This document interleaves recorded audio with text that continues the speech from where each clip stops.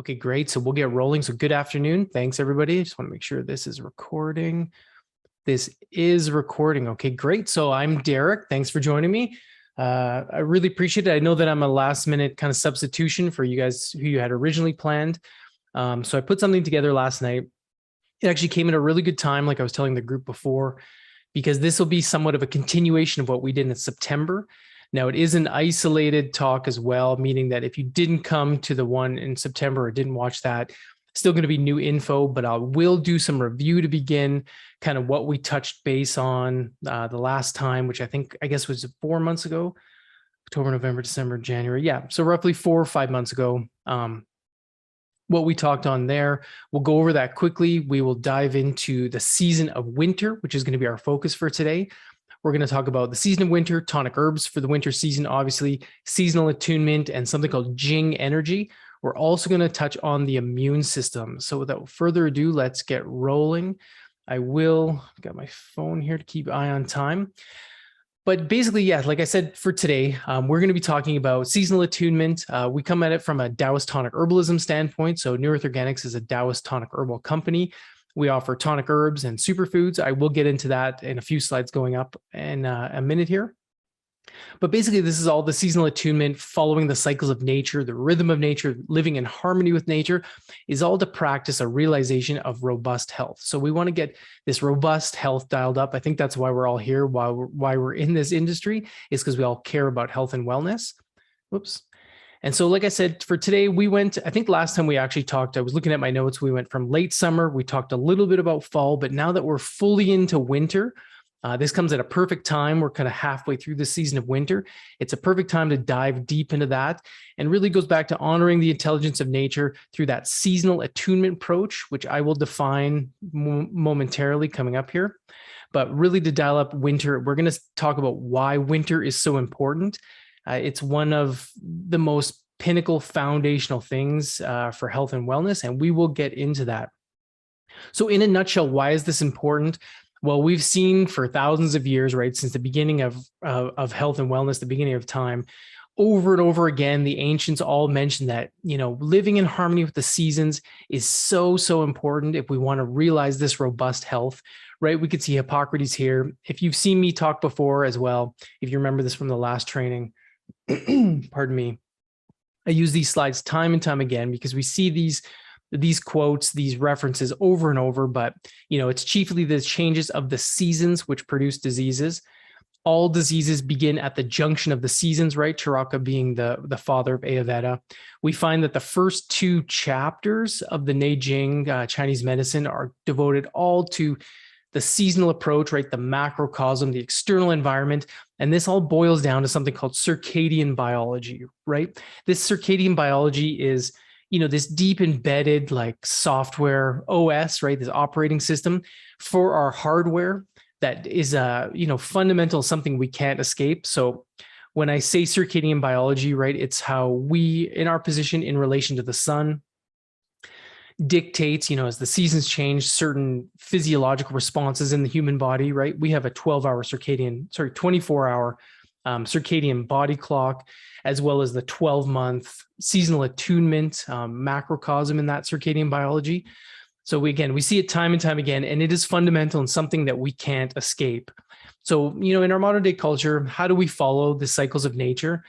Well, not to worry anybody, spoiler alert, the system's all been worked out. We went over this last time and I go over it every time. We follow this seasonal approach to our trainings because like I just said, it's the foundational way that we can really realize robust health with the right foods, the right herbs, the right activities at certain times of year, go leagues and bounds beyond anything else you can do, right? This is beyond symptom managing. This is foundational holistic health.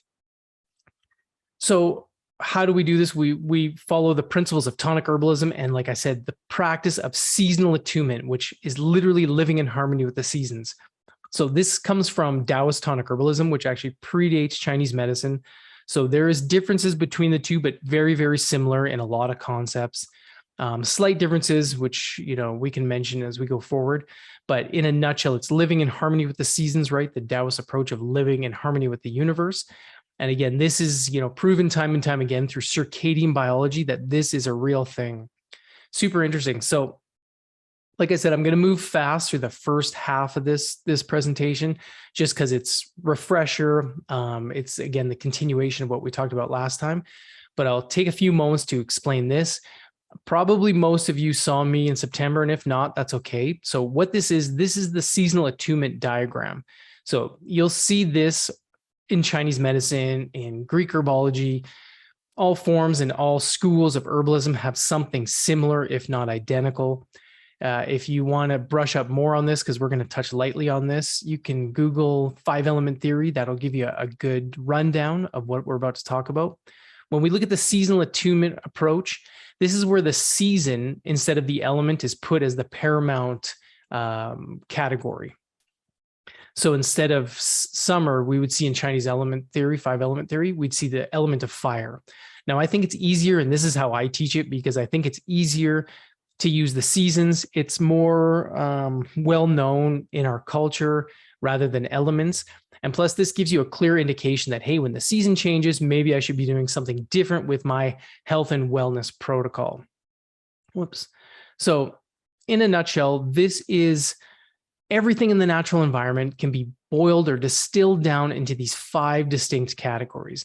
And when I say everything, I mean everything: a color, a sound, a taste, a smell, a season of the year, an organ system of the body, herbs, foods. They can all be broken down. And so the teaching and the theory behind this is massive. Constantly blows my mind, even after like over 10 years looking at this now. Blows my mind how, the ancients figured this out over thousands of years. But to fast track this, last time we talked about late summer going into fall, right? We talked about spleen, stomach, digestion, building our immune system with our lungs, then leading into winter. Now, what's exciting about winter and why it's so nice to talk about it is because even though it looks like summer would be the beginning of this cycle, it's actually the winter season. The winter cycle or winter season is the beginning or end, however you want to look at it, of this 5-element diagram. So basically the buck stops here or the buck starts here. The winter is all about the kidney, bladder, and adrenal system, which we're going to get to in a couple slides here, some bullet points that I suggest you memorize if you're interested. But basically the winter is what builds our foundational health, right? This kidney adrenal system. When we talk about the 3 treasures and Jing energy coming up, that will make more sense. But this is where we basically start the process of building the body for the next 12 months. So again, when it's a season, organ season, so winter is kidney, adrenal, bladder, now is the time, if you really want to make leaps and bounds in your health for building your adrenal glands, resolving kidney issues, now is the time to build that up for the next 12 months ahead. And like I always say, it doesn't mean that if you miss it now, you can't address it in any one of these seasons. But the true way, the true rhythm with nature would be to support, to rebuild, and regain the health of this organ system within the season that you're in, right? And again, it's circadian biology. In a 12-month cycle, all your cells break down and rebuild again. So right now we're in the rhythm with nature. We want to embrace and support the kidney, adrenal, bladder system. And if there's more, I forgot to mention, I also have the chat window up. So if there's questions about this, you can let me know. We can talk about it after. I'll try my best to leave a few minutes at the end. So if there's any questions, but again, the sky's the limit when it comes to the depth of this theory on how much you can learn and how much there is to know. We're going to take a surface approach to that as we move forward. So this at beginning, at the initial get-go, this looks overwhelming. Like, hey, how do I navigate this? How do I follow it? What do I do? Well, really, like I said before, this slide explains it all. The system has already been worked out, right? We need to facilitate and guide our body back into balance, right? Back into coherence. And what's one way we can do that? It's through the use of tonic herbs, right? Herbs in general bring coherence back to the body. Our body is a self-healing organism, right? Always wants to bring back into balance. So we can facilitate that by using the right tonic herbs at the right times of year to help us bring our energies back, solidify, and so we're healing the body. If our energies are all crazy, whacked, and out of balance, and we're, symptom managing with this and symptom managing with that, it can't really facilitate that internal balance that we need, right? We need to take a step back, look at the basis foundational health approach that we should take, and then use these tonic herbs to balance us going forward. Now, if you forget, a tonic herb, there's many definitions of it, and we're taking it from a Taoist tonic herbal standpoint. But a tonic herb are these upper echelon, these high ranking, superior super tonic herbs. Now, if you look at this diagram here, you'll see this triangle represents, all the herbs in Chinese medicine. And this could be, again, extrapolated to any herbal system. But the herbs that make it into this higher level, to this apex of the triangle, have passed these 6 criteria here on the right-hand side of the screen. These 6 criteria here over thousands and thousands of years to be able to confidently and give the distinction of something called the superior super tonic herb, right? These are nourishing tonic herbs, different than general tonic herbs, general herbs, where we find those general herbs are partly preventative, partly medicinal. The example I always use is peppermint, or these inferior medicinal herbs. These would be your mandrake, your cascara, your golden seal, great herbs in every category, but we have to understand how to utilize these and what level of side effects to expect. So you'll see here with tonic herbs can do no harm. These are gentle food grade herbs that can have profound benefits. Little bits now to avoid big problems later is the whole approach with tonic herbs. They're the ones that get into this upper echelon. Now, like I mentioned to the group beforehand, I wanted to expand this apex.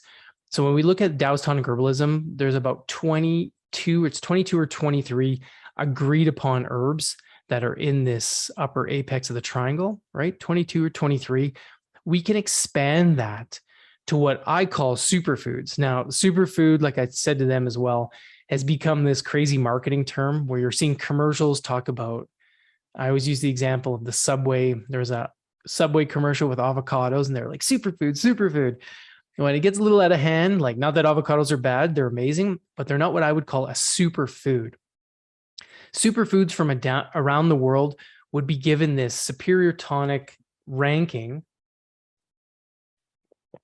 Excuse me, the superior tonic ranking based on their effects and safety.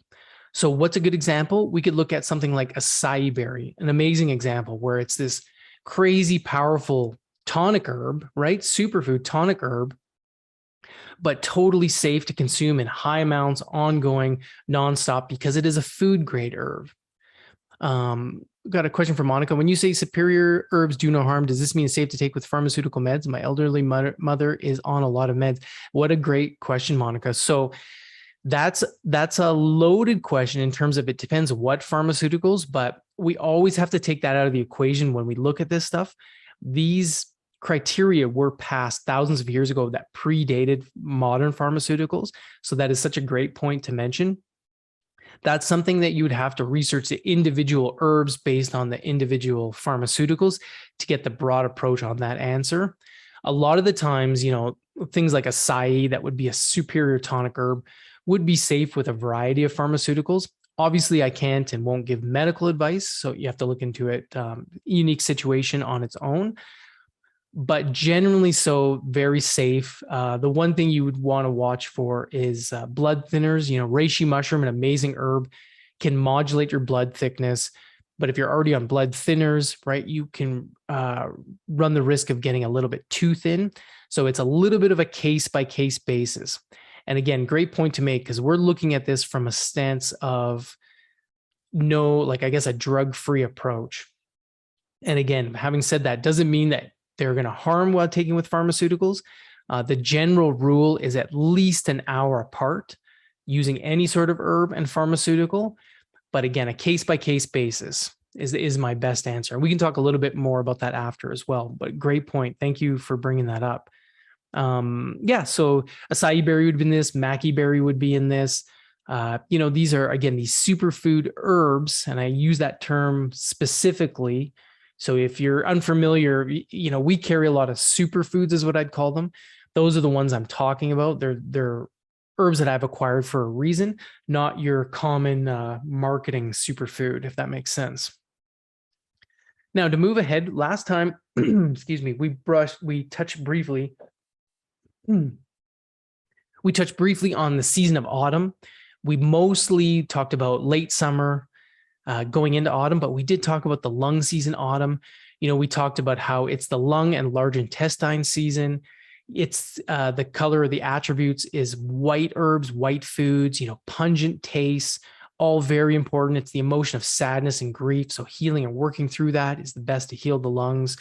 We talked about how it was associated with the mucous membranes, our lymphatic system, and our skin. And you can always take a screenshot, or this talk will be posted after as well. You can take a photo or a screenshot of this, but these are some important considerations or bullet points that I do recommend you learn and kind of memorize, because they, again, a few different points can make massive amounts of what's the right word to recall in your head. So if you're remembering, lung season, okay, what are some lung herbs? You don't have to get into the nitty gritty of the phytochemistry approach to these herbs. You don't have to memorize, the organic chemistry of Astragalus. You just know Astragalus is a lung tonic. Much easier, in my opinion, way to approach this. I kind of like to do both, but because I'm a nerd about it, but honestly, like learning this basic approach is your best bet or easiest bet. Now, we also touched last time largely on something called the Wei Qi. This is also known as the protective Qi. And if you remember, it's this force field that they've been talking about for thousands of years that really is our first line of defense against any sort of contagious pathogen. In 2023 and beyond, I think this is going to start skyrocketing more contagious pathogens. We're going to see more pandemics, more all these things creeping up. So really building this foundational immune system has never been as important as it is now. With all the mutant viruses and things going on, it's probably a good idea to strengthen yourself as much as possible. So we talked about how, they've been talking about the Wei Qi for years.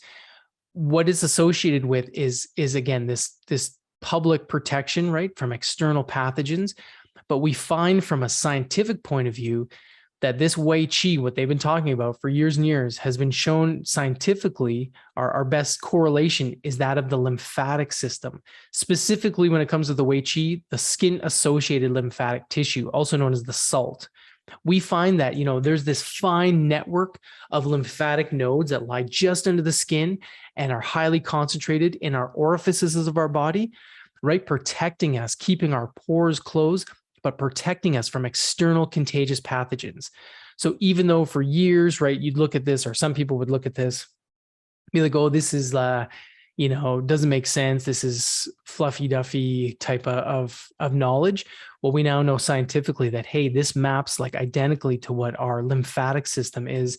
And we know the benefits of our lymphatic system. A strong lymphatic system is the basis, right? Not only of Ayurveda, but of health and wellness in general when it comes to our immune approach, right? Our external higher level immune system, right? We have different levels to the immune system. The Wei Qi is our first level, right? Our first line of defense against these public contagious pathogens. Now, if you remember, there's a 3-step process. I wouldn't say that's maybe not the right way to put it, but there's 3 pillars that help build this Wei Qi, this protective Qi. It started in late summer, which is what we talked about last time, spleen, stomach. Then we touched a little bit on the lung season. Now we're in the winter. This is the final piece of the puzzle to building the Wei Qi, this strong, protective, external immune system. Now, the kidney system, also our adrenal system, supplies the yang or active force. So there's a better way to put this, or graphical way, I should say. But basically, when we're tonifying the spleen, stomach, we're extracting the qi from the food that we eat, mixed with the qi from the air that we're breathing, coming together in the middle burner of the body, right in the center of the body, and creating this force, this Wei Qi force. It is then emanated, or the active force behind it to push it out, right? It's like the Starship Enterprise, the reactor core, like put it on so that it can push the shields out and protect the ship. Same kind of idea, right? We're using this Jing energy, this kidney energy, to help put the force field up, to make sure our pores are strong and closed when they need to be, that our lymphatic system is healthy. This is all related to the strength of our kidney system. And we're going to get into in a couple slides here on what Jing energy is, but it's all responsible or all related and responsible for this Jing energy to push this energy out. So even though you might have strong digestion and strong lungs coming together, if you have a weak kidney system, you cannot fully emanate or spread this Wei Qi, this Wei Qi out from the body.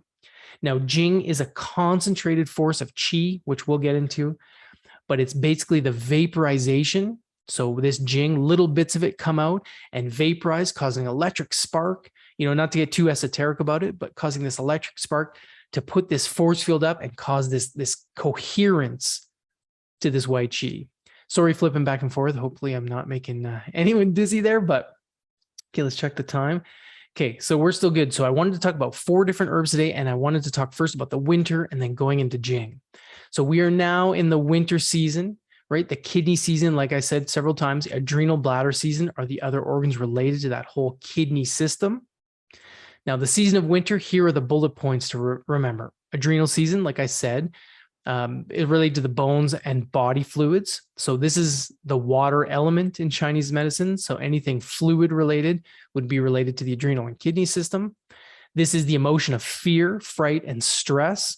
Big ones to work through at this time of year, right? This is the time to overcome fear, to help de-stress or start to combat against stress.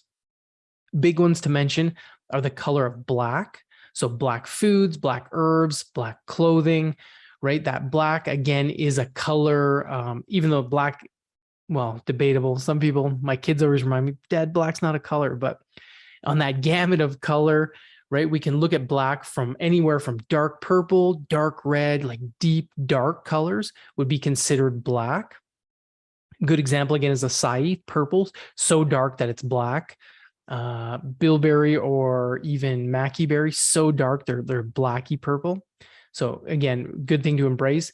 A good food example of black for the wintertime would be dried and salted, which we'll talk about next. Salted meats, like jerky, for example, is that deep, deep red. That would actually be considered black for this time of year, according to Taoist Tonic Herbalism. So the taste that we want to embrace at this time of year is salty, which is also a way to say mineral rich. So you can think of a bone broth, like I said before, salted meat. Again, acai berry, just by chance, is another really good example where it's really dark black in color, right? Purple black in color.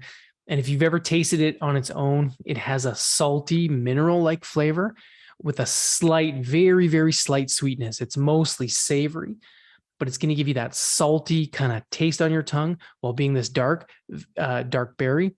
Very good for this time of year, and especially being dried, those dried dark berry foods, because we want drier, less damp foods at this time of year, are essential. We don't really want, fresh fruits like acai or blueberry or whatever. We want these dried berries, right? Prepared berries at this time of year. Energy dispersing aromatic, right? So you can still think pumpkin pie spices. We can overdo it at this time of year, but you can think of like garlic and onions as well would be in that slight pungency, but dispersing and aromatic. We also, like in the lung season, want to focus on good digestion and elimination. And one of the best ways to ensure this at this time of year, especially if you are a meat eater eating a heavier, like more congestive diet, would be to eat with the sun cycles. That's very, very beneficial. Now, haters going to hate, but really at this time of year, we should be eating no later than when the sun sets.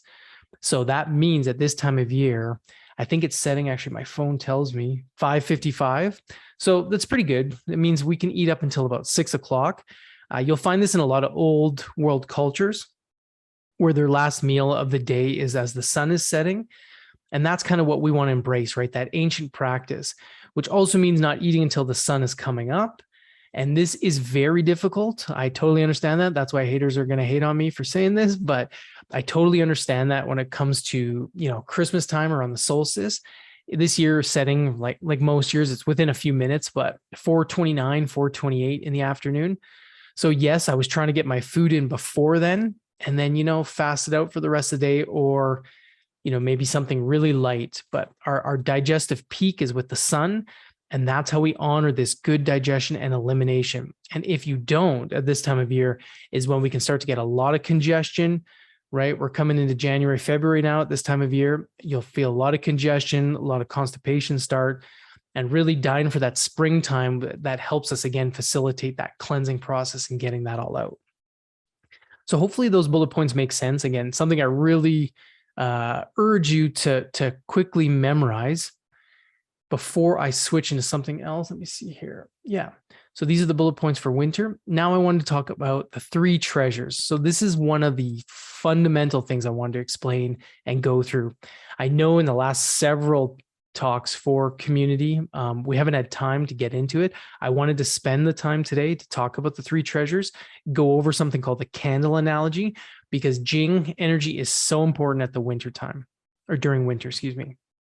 It's important at any time of the year, but this is the time that you can make the most progress on rebuilding your Jing energy. So what are the 3 treasures? In a nutshell, when we look back, I'm just going to flip back, guys, so stay with me. Don't get dizzy. Here we go. So the 5-element theory, seasonal attunement. This is our energy in relation to an external environment, right? As the earth rotates around the sun, right? We see these changes in the seasons. That relationship that we have from the earth to the sun is going to dictate circadian biology in our body, even though that's a relationship to an external environment. Now, when we look at the 3 treasures, I'm going to flip back here. 3 treasures are more how the internal energies, right? Those organ systems interact with each other. And they're broad overarching categories that kind of encompass these systems, right? So these are an internal energy process or an internal energy relationship. Now, there's Shen, Qi, and Jing. Most people in the West are familiar with Qi, obviously, right? I bet everybody here has heard of Qi before. Jing and Shen, lesser known. Now, when we look at the candle analogy, like I said before, one of the easiest ways to understand this, we look at a candle, the Jing energy would be the wax and wick of this candle. Okay, so what does the wax and wick make? Well, that makes a candle. It's the foundational essence of what a candle is. Without wax, without a wick, we don't have a candle, right? We can have a fire, we can have heat without a candle, but if we want a candle, we need a wax and wick. Our Jing energy is our deep, deep life reserve. It's our life batteries, just like it would be for the candle. It's giving it fuel in order to support the Qi of the candle. Now, the Qi of the candle would be the flame. This would be like the electricity in our body. So again, we don't have Qi unless we have Jing. And Shen would be the heat or the light coming off the candle. This relates to our personality. This is the summertime energy, right? At the top of this 5-element theory, you'll see summer at the apex. I'm sorry, guys, flipping back and forth. You'll see summer at the apex. This is the season of Shen. This is where basically all this foundational work through the whole 5-element theory boils down to, and that's where it culminates is the right word. Doesn't start or end there, it culminates there, because Shen, another way to say it is our spirit, our soul, easier way to understand. And there's a lot of translation about this. A lot of people get hung up right on the spirit aspect of it. If you read into it, it's more of our personality. Our Shen is how we interact with other humans in society. A lot of the ancients believe that it's the reason why we're here is to develop this Shen, these experiences through life and how we experience and interact with each other. We can never have a solid, happy, stable Shen, right? Our personality can never be what we want it to be if we don't have a strong Jing and flowing Qi. Now, in order to get this Shen, right, someone with a really good Shen would be like a Buddhist monk, calm under pressure, stable in their emotions. Now, someone with a Shen, what we'd call a Shen disturbance, could be as heavy as schizophrenia or mental illness, could be as, I don't want to say light as being grumpy, but people that are grumpy, down.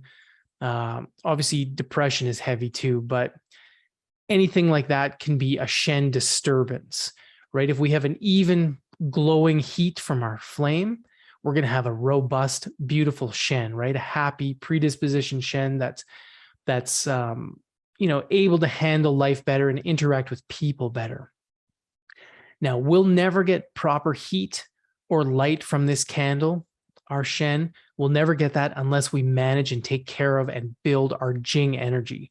So just like a beeswax candle, if you take a beeswax candle and light the top of that and just leave it, which I've done too, right? But you'll see that eventually it's going to start burning all crooked, right? The wax might spill out one side. You're going to get a long, nasty wick on it. It's going to start sputtering and smoking, right? Black smoke on it. The proper way to take care of a beeswax candle is as it's burning to fold the wax in, to clip and trim the wick, right? Trim the wick so it's only like a 1/4 inch or whatever they say. And by doing that, you're going to get a nice even flame, even heat, and even light that's not going to be sputtering and going all crazy. The same is for our Jing, right? Taking care of this candle's wax and wick cause better energy flow and a better personality. And it gets much deeper, and we'll go into that, and hopefully that makes sense. But you can think of it as this deep reserve of energy life force, right? So just like a candle, our Jing energy, once the wax and wicks burn out, there is no more candle, party's over. Same in the human body. When we expire, we've burnt up all our Jing energy and we can no longer continue.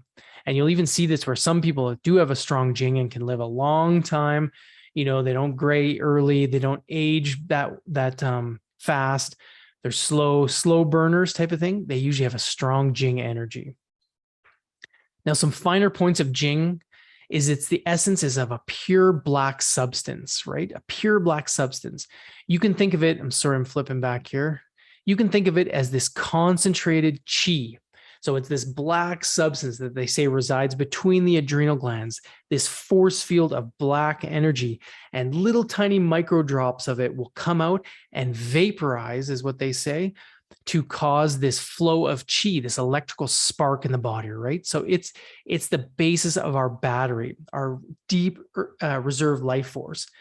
So from our parents on conception, we get, the Chinese believe, about 120 years of prenatal Jing. So that means that we're getting 120 years by default. Now, if you look at, like I said to the other group, the modern day life expectancy, whatever it is, 80 something, we're burning out. We're burning through our Jing way quicker than we should be. Now, this prenatal Jing is from our parents, so it dictates what our DNA is, what our genetics are. That's all to do with your Jing energy. The power for you to reproduce, right? Your reproductive system health is based on your Jing energy. There's something called postnatal Jing, which is what we can either deplete or build rapidly in our life. So we're born with prenatal, and then we acquire postnatal Jing. And that can be, that can be through, proper exercises or reckless exercises. And I mean, when I say exercise, I mean activities in life. But basically your Jing, just looking at time here, we're still good, I think. Yeah. So Jing energy is your adrenal energy. It's this energy life force between them. So Jing is responsible for, regeneration, longevity, youthfulness, deep term vitality, mental clarity and energy, right? If you have a strong Jing, you're like a Buddhist monk, you have relaxation, you have focus, you have clarity of your thoughts. Like I said before, the reproductive system. So Jing is our source of vigor. Also, I hate to use the translation for libido as vigor, and I know they're one and the same in our culture.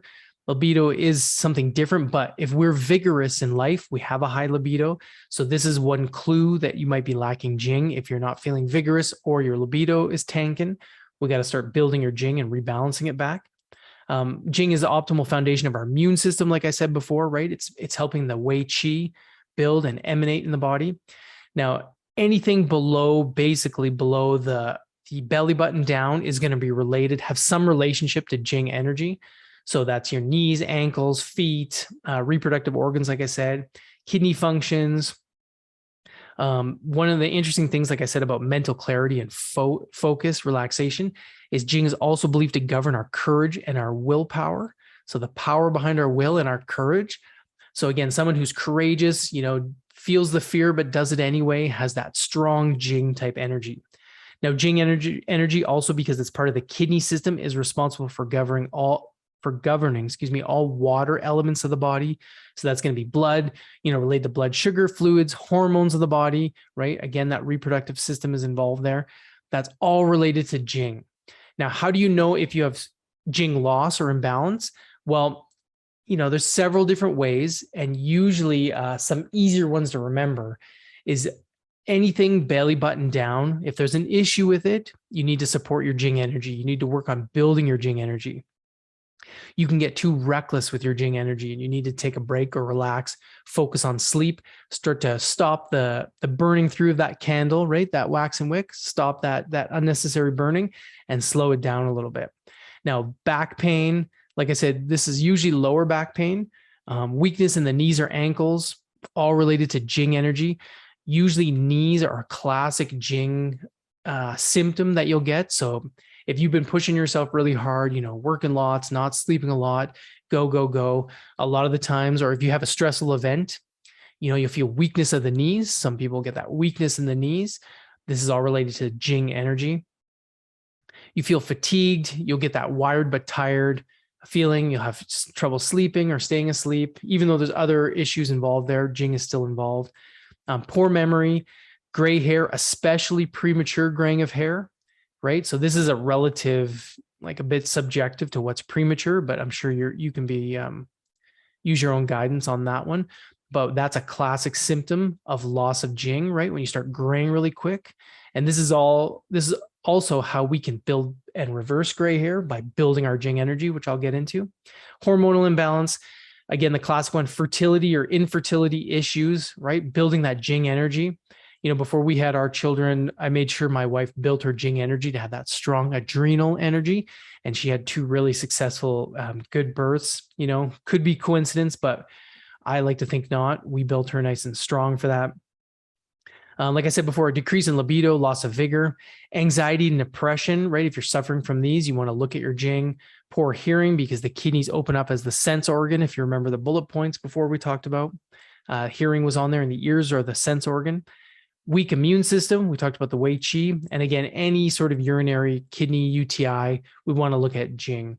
Now, because Jing is an energy, a lot of the fatigue, the weakness in the knees and ankle, right? Chronic knee pain, all those are classic, and libido are all classic symptoms of Jing imbalance and loss. Now, the fascinating thing is when you look at something like adrenal fatigue, which is a Western take on the adrenal system. And I know there's debate on adrenal fatigue, whether it's a real thing because the adrenals can't get tired, which I understand that. The gland itself doesn't get tired, but there's something going on when it comes to adrenal fatigue. And talk to anybody who's had any of these symptoms in massive amounts. There's over 75, and I think they've upped it to something like over 80 for adrenal fatigue, these common symptoms. Talk to somebody who's had those and they'll tell you it's a real thing. But the really interesting thing is that we look at these same symptoms, they overlay with symptoms of Jing imbalance and loss, right? So they're kind of backing each other up to what they are. We see, again, adrenal fatigue. You can have anxiety, depression, wired but tired, that feeling somewhere, pregnancy or infertility, unable to get pregnant, or infertility or fertility issues. You can have, hearing issues type of thing. I have on here knees, I think, maybe not. There's a whole bunch of these, so I just cherry picked kind of the symptoms, but definitely there's an overlay to the 2 of them, right? So we got to take that into consideration and realize, hey, we're in kidney adrenal season. So if you have any of these issues, along with any of these issues or any sort of hint of adrenal fatigue, your nerves are frazzled. Again, the wired but tired, not sleeping well is really good. Knees are aching. Fertility, lack of libido, loss of vigor for life, more fatigue than usual. These are things we want to look at and start to rebuild this time of year, because now is the time. Gray hair issues, right? Now is the time. Again, any time of year you can address this, but now is the best time. Now, one of the most prevalent things in our society that's depleting us of our Jing energy would be stress. Right? They're saying adrenal fatigue is estimated to affect 80% of the population. I pulled the next few slides out of a talk I do specifically on adrenal fatigue, but they're saying 80% of the population is affected by adrenal fatigue. Herbalists like Ron Teagarden estimate that 80% roughly of the population in North America are dealing with something called a yin-jing loss. So again, those 2 mirror so well together or of each other. Now, stress is really hard to combat against, to protect against, right? I like to say it's the number one problem because there's so many different types of stress: physical, psychological, social stress, spiritual stress, numerous ones, on and on and on. So we can't escape them. And it even gets more intense. While we find a study actually published in the Journal of Nature Neuroscience, done at the University of Calgary, so shout out to U of C, has found that stress can be contagious, which is crazy and very unfortunate. They showed this with mice where they put some stressed mice into a population of unstressed mice, and those stressed mice would basically spread these chemical responses. How that's done is debatable and still not known. But just the whole population, it would spread throughout these stress markers that they were looking for. So this is another reason we want to be fortified and strengthen ourselves as much as possible. Obviously, watch who you hang out with, right? Who you hang out with, you become. But, living in urban environments where it's like buzz, right? Alpha wave, go, go, go. We have to be mindful that this stuff can be contagious and affect us. So we want to build the strongest body we can. Now, even though stress is everywhere and affecting us, one thing I want to quickly point out is there is the two main types of stress. We're talking about the unproductive stress, right? The stress of physical, psychological, social stress, spiritual stress, not the hormesis productive stress. This is one way you can combat against this and build your Jing over time. The concept of hormesis, which is things like sauna, cold exposure, right? Those are going to be very beneficial in the long run, but slow and steady does it. We don't want to jump into some crazy sauna routine or cold plunges if you're not robust to it. You need to build up. But by doing this, we can, and then this is like the saving grace when it comes to stress.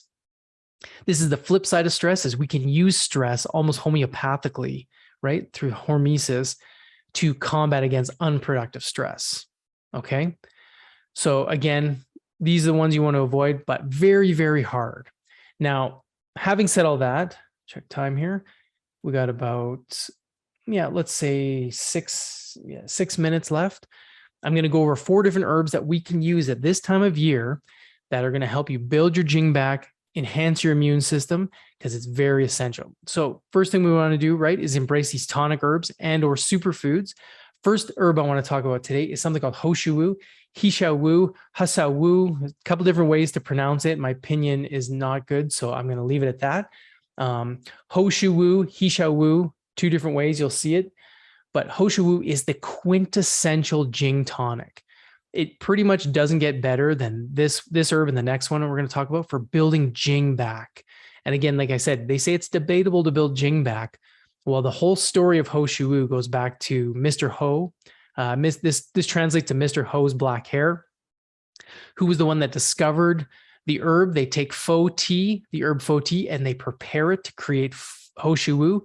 Totally different herbs. If we have time at the end, we'll talk about that. But this prepared version, right, prepared Shou Wu, turns out to be this massive Jing tonic where Mr. Ho was like old and dying, and he basically got his health back, ended up fathering like 12 children and turned his gray hair back to black again. So that's the story of Mr. Ho and his black hair. But we find that this quintessential Jing tonic in Shou Wu, this ability to build Jing and blood, is massive. So Shou Wu in general has this ability to concentrate qi from its environment into its roots to solidify that into this Jing energy. Now, Shou Wu is a very protective herb in general for the body. So while it's a Jing tonic building, it's also protecting and fortifying your body's strengthening your body's forces, if I'm saying that right. Now, one molecule we can look at to thank for this is something called the stilbene glycoside, also known as a Shou Wu superglycoside, very similar to resveratrol, yet much more powerful in its effects. It has the ability to protect every cell in the body except the somatic cells. So every cell except your actual sperm or eggs, it's going to help protect. Now, we find this time and time again through study, but they found that, it's able to prolong and extend the life expectancy of mammals. We see that even this 0.5 decoction of Shou Wu, so that's a light boiled tea, was able to prolong the lifespan of fruit flies by 12%. And like I always say, that 12% doesn't seem much. Oh, you're a fruit fly. What does that matter? If we were to extrapolate that data, now mind you, we couldn't do a direct extrapolation, but if we were to extrapolate that 12% onto the life expectancy of a human at 80 years old, that would give almost another 10 years of life. It's like 9.7, 9.8, somewhere in there of lifespan. So a massive protective agent, fortifying agent for the body. Now, we also find that because it's an amazing liver tonic, kidney tonic, when we started at this time of year, into spring is the most benefit that we're going to get, and through spring, I should say, the most benefit from Shou Wu. So it has the ability to stimulate something called hematopoietic stem cells, which cause a process called hematopoiesis, which is the building of red blood. So if we want to build the blood in the body, Shou Wu can be a very, very powerful asset. Now, when we're talking about things like helping the knees, the joints, the ankles, reproductive health, libido, this is a yin, specifically a yin jing tonic, right? What Ron says that we're all low in this society in North America. It's the feminine building aspect of jing, not the yang. So it's very supportive in nature. This can be a game changer for the vigor of a woman or man. But definitely, I've had so much feedback from women when their libido starts to increase, they feel more vigorous, they're getting a proper hormone balance, and it could come down to a few different ways like blood building, but just the water element and the liver tonification, helping the body process those hormones more effectively while keeping that cell integrity at its utmost peak. So again, very powerful herb. Shou Wu, if you're going to take it at any time of year, definitely now and or in spring as well. Sorry, got to flip ahead. There's so much I want to say about it, but next one again is a Cadillac. Now this one I realized last night late that you guys don't have this listed yet, but I talked to Sandra, so we're going to get this listed for you guys. But this is Reishi Mushroom Spores. I don't have to talk too much on Reishi Mushroom because I'm sure everybody's well familiar with Reishi Mushroom by now. This is literally a collection of the spores from the Reishi Mushroom. When we look at what the spores are of Reishi Mushroom, they're the seeds, right? They're the polypore seeds that come out of Reishi Mushroom and how it reproduces. So this is the seed of Reishi Mushroom. Said another way, the pure Jing essence of Reishi Mushroom. Jing in the human body in a male is sperm, in a female it's the ovum, right? Sperm and eggs. This is basically the sperm or ovum of the Reishi Mushroom. It's its pure Jing energy. Reishi Mushroom in general is a 3-treasure tonic. So it deals with Jing, Qi, and Shen, which is why it's one of the upper top tonic herbs you can ever use. The Reishi Mushroom Spores are the pure Jing essence, even though it will deal with Qi and Shen since it's Reishi, but it's concentrated Jing of the Reishi Mushroom. It is a black spore, again, giving that concentrated essence. The interesting thing I want to say quickly about spores is it is my go-to, my household's go-to for stress. It is the best stress tonic to relieve stress of anything I'm aware of. When we look at the chemistry of the spores, they're different than the Reishi Mushroom, where the spores are much richer in triterpenes, right? These adaptogenic chemicals in Reishi Mushroom. So you'll find like the strongest concentrated extracts on the market for Reishi Mushroom are about 2% triterpenes. The Reishi Mushroom spores can be up to 8%. Usually, like our current batch, about 5%. So more than double triterpenes, more than double that stress adaptogenic effect than other Reishi Mushroom forms out there on the market. I know we're at time here, so I'm just going to take 1 minute if everyone's cool with that. I'm going to go through the next two. I put Astragalus in here because it is one of the best herbs to take cold and flu season, without a doubt. Some say it's the most important herb that you can consume. Even though it is mostly known as a Qi tonic, which is true, it's an amazing Qi tonic, it's still going to help that build that Jing in a roundabout way where it's feeding, through digestion, through the lungs. It's helping feeding the kidney system with that energy, like I showed you in that diagram, to help that Jing and that kidney system work and emanate better in the body. It's really used to tonify that Wei Qi, right? That Wei Qi energy. So it is the one, like the quintessential herb to help that Wei Qi force field of the body. We also find it has a relationship to our DNA from a Jing aspect, where it's actually helping keeping the DNA anchored down and helping the telomeres from coming apart and unspiraling our DNA, right? Our DNA unspirals and we age, right? We don't want to age. We want to keep it. Well, I don't want to age. I'll speak for myself. We want to keep our DNA anchored and locked so that we can age gracefully, slowly, and securely going forward. So Astragalus, can't say enough about this immune adaptogen. And last but not least, I'm sorry I'm over time here, but we'll get through it. And again, another herb that I know you're mostly familiar with, so I don't need to get in too much of the nitty gritty. This will be a new product for you guys. Elderberry is known as the flu fighter, right? So it's really effective for colds and flus as an immune tonic. It's a very dark, black berry. You'll see this black elderberry here, meaning it's also a Jing tonic. And we can find that in relationship to how it actually helps with nerve pain, to repair our nerves in the body. It can help with blood pressure. It can actually protect. It's very got a rich antioxidant capacity, or it actually can help protect your organs from high blood pressure damage, which is an interesting side note with elderberry. One thing I wanted to mention, I'm sure everyone's familiar, but elderberry being this flu fighter, when we're talking about contagious public pathogens, it has something in it called antivirin. This is a compound that actually denatures or destroys the spike proteins that you'll find on several viruses. Like I told the group before, I don't know if it works for COVID-19 because you cannot get any of that research nowadays. It's all over the place. But we knew this before COVID hit, that it actually helps denature spike proteins, reducing infectivity of these viruses.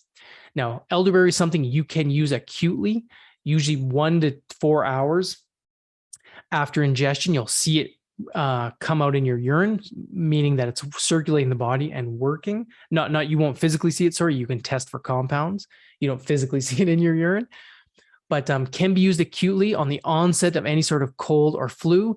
Ideally, if you find the slightest tinge, you should start 24 hours, 48 hours ahead, or do like I do and embrace it weekly as part of my protocol at this time of year. So I'm getting it in the body as we go along to help keep me protected from everything that's going around. So I appreciate it. It's 2:53. I appreciate the time, everybody. I'm sorry that's a lot to take in. There's always so much we can get in 50 minutes. And I guess I have long-winded, have a lot to say. But I will stay around if anyone has any questions that they would like to ask me. But I want to thank everyone so much for having me in. I know it was a last-minute substitution, and I feel really blessed and privileged that I was asked to do this. So thank you again, and enjoy the rest of your day. If you have any questions, reach out anytime. Thanks so much, everybody. Thank you. Thanks, Maria. Thank you. Thanks so much, Kat. Awesome. And yeah, I'll stay connected. You guys feel free to leave, but I'll stay connected for a couple more minutes. If anyone has any questions, you can type in the chat if you feel more comfortable, or feel free to speak out.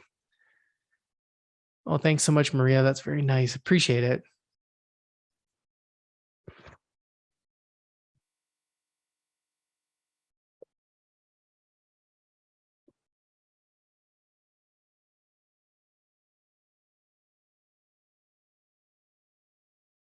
Thanks, Morgan. Thanks for coming. Appreciate it.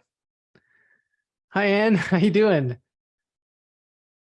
Well, I think you might be muted here. Let's see if I can unmute you. No, it says you're not muted. Oh no, I can't hear you. Oh, it's too bad. Here, let me see. See if I can fix this. Darn, I can't get it. I'm sorry, Ann. I don't know why that's here. While we're trying to figure the sound out, I'll answer Lubov and Nance to everybody. Can Shou Wu be used all year round? Absolutely. So I actually do use Shou Wu all year round, definitely heavier at this time of year, going into spring. But anytime I'm feeling fatigued, my knees start hurting, if I've done a lot of talks or late night things, a lot of working, a lot of stress, I'll definitely start feeling it. And I will start embracing Shou Wu for, a couple weeks time until I start to feel better again. But I am embracing it all year. Absolutely.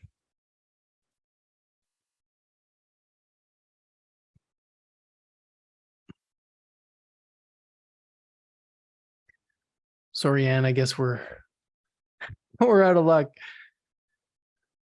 Well, it says you're on. Must be something on the computer mic not working.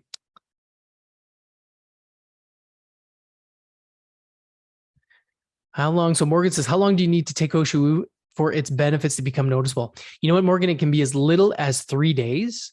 Usually with, well, men and women, especially if you're dealing with any sort of libido. And that's the classic one. I say that classic feeling or noticeable thing to keep your eye on. And usually it's like, yeah, 2 to 3 days. Some people will say right away. I don't believe right away. I do believe the body needs to metabolize it for at least 24 hours at the very least. But it's quite noticeable, especially if you're low in that yin jing, which is like the fluid jing aspect. Just start embracing it, and you'll start to notice, like gradually over time, especially libido increasing, which is a good sign that it's building vigor in the body.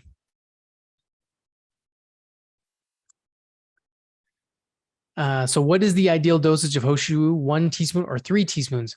It depends on the person and the state of health. I think, at this time of year, I'm hitting more to I want to say 2 rounded teaspoons. So that could be your 3 teaspoons. Usually for most people, and I'm a big guy, but I would say like a rounded teaspoon is the ideal dosage. And it can even be less than that. I think, especially these energy building herbs, less can be more sometimes. They're not stuff you need to mega dose. They're working fundamentally different in the body than other herbs would. So for building jing back, the 1 teaspoon, rounded teaspoon, I would say is a good amount, good dose.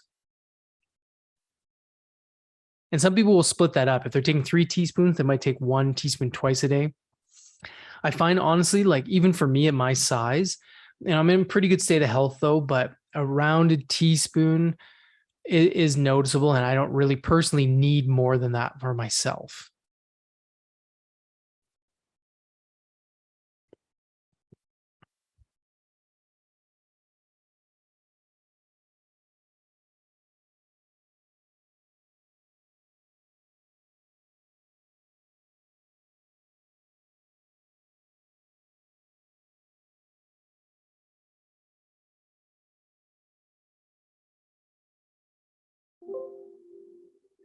Okay, great. I don't know if there's any more questions or. Oh, we're so close, Anne, to talking. So close. So close and so far away. Yeah, I don't know. I don't think it's a setting I have on here. I heard other people talk. Yeah, I don't know if anyone else does. I should be hearing it though. It's saying you're unmuted. Yeah, I don't know. I'm so sorry. That's a bummer. Big time. Yeah, but reach out to me anytime. Oh, thank you. Thank you so much. So good to see you as always. Thank you. And thanks everyone again. I guess I'll let you go 2:59 on to your next training. But I really appreciate it. Thanks for having me in. Hope to see you guys all again soon. Take care for now. Bye-bye.